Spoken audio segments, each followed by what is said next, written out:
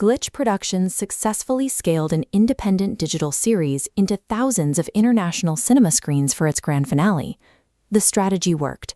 In just 4 days, global pre-sales for the Amazing Digital Circus Episode 9 reached $5 million. But this global rollout came with a strict condition: a 2-week theatrical exclusivity window before the episode arrives on YouTube and Netflix on June 19th.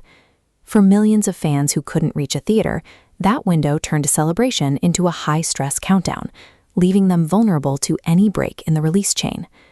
That countdown was shattered weeks before the June 4th premiere. The entire Brazilian dub of the hour-long Act 9 finale surfaced online, bypassing every security measure Glitch had in place. Clips spread across Twitter and TikTok almost instantly. What began as unverified rumors gained credibility the moment aggressive copyright takedowns started pulling the footage from public feeds.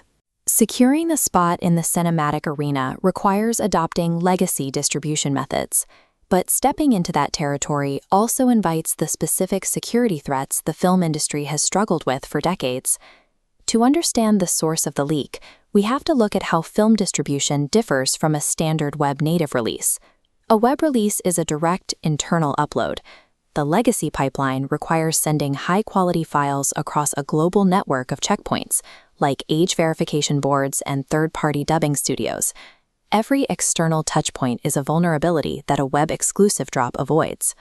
By following the rules of traditional cinema to secure a theatrical release, Glitch was forced to share its work with a wide network of unverified external partners. Initial rumors blamed a sophisticated hacker or a malware attack on Glitch's servers, but the breach was an inside job. A rogue employee within the Brazilian localization chain exploited their clearance to access and leak the file. The fallout turned fan communities on TikTok and Twitter into a spoiler minefield, impossible to avoid. Creator Gooseworx reacted with a shrug and a simple "who cares?" Her stance is that a compressed, leaked file cannot change the actual quality or artistic intent of the finished episode.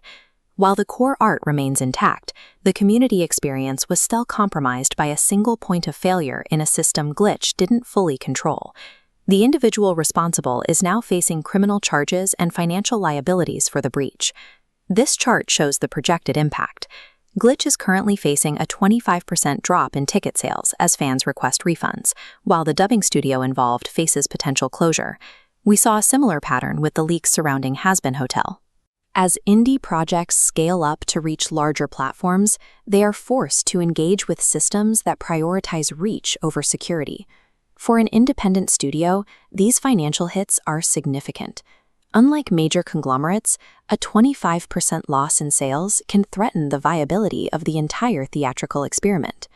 The success of this theatrical release will determine how the industry views the potential for indie animation in cinemas.